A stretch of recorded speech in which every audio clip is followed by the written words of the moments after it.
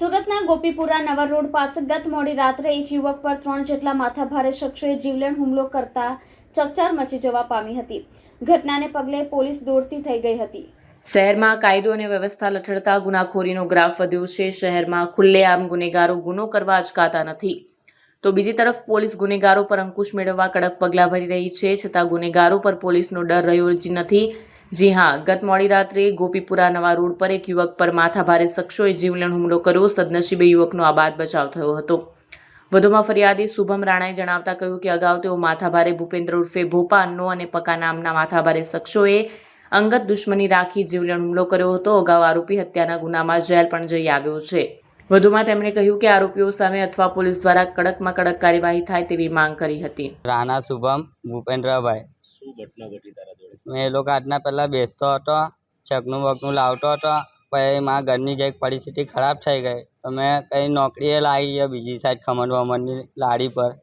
તો એ લોકો છે ને મને મારવા માટે ધમકી આપેલી। એટલે ભોપા લોકોએ મને 2-3 દિવસ પહેલાં ભોપો પકો ને અન્નો 3 દિવસ પહેલાં એ લોકોએ મારા પછાડી ચપ્પુ વપ્પુ લઈને દોડેલા બી નવસારી બજારથી લઈને કે ગોપી તલાવ ગેટ તક દોડેલા એ લોકો ગાડી પર ને મેં ચાલતો હતો। પછી અત્યારે ખાજરાના નવો રોડ ખાડી પાસે ત્યાં મને મારા પછાડી આવ્યો પકોને અન્નો કે મને માર્યો।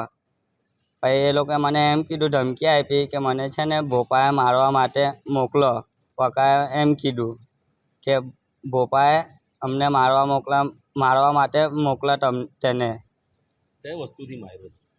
અચ્છા જેવું કંઈ હતું એના હાથમાં। હાલ કા છે તું? અત્યારે સિવિલમાં છું। શું કહેવા માંગે છે પોલીસ કમિશનર સાહેબ? અહીં નહીં સર, મારી પરિસ્થિતિ ખરાબ છે, જે મારું ધ્યાન રાખજો, મારા આગળ પાછળ ઊભા રહેજો। કઈ રીતની ધમકી આપે છે? કેટલા દિવસથી ધમકી આપતા હતા? અઠવાડિયું થયું સર, 15 દિવસ એ લોકો મને મારી નાખવાની ધમકી આપતા હતા। ભોપા લોકો કે મને પકો ભોપો અને અન્નો એ લોકો મને મારી નાખવાની ધમકી આપતા હતા કે મેં તને માર નાખા એમ કહેતા હતા। ને એ લોકો આજે મારવા માટે દોડ્યા બી પછાડી આવીને મને ખાડી પાસે મારી લીધો નવસારી બજાર ખાજાના નવો રોડ। એ લોકો કોણ છે? કોઈ ગુનાહિત ઇતિહાસ ધરાવે છે? એ લોકો આરોપી છે મર્ડરના। એ લોકો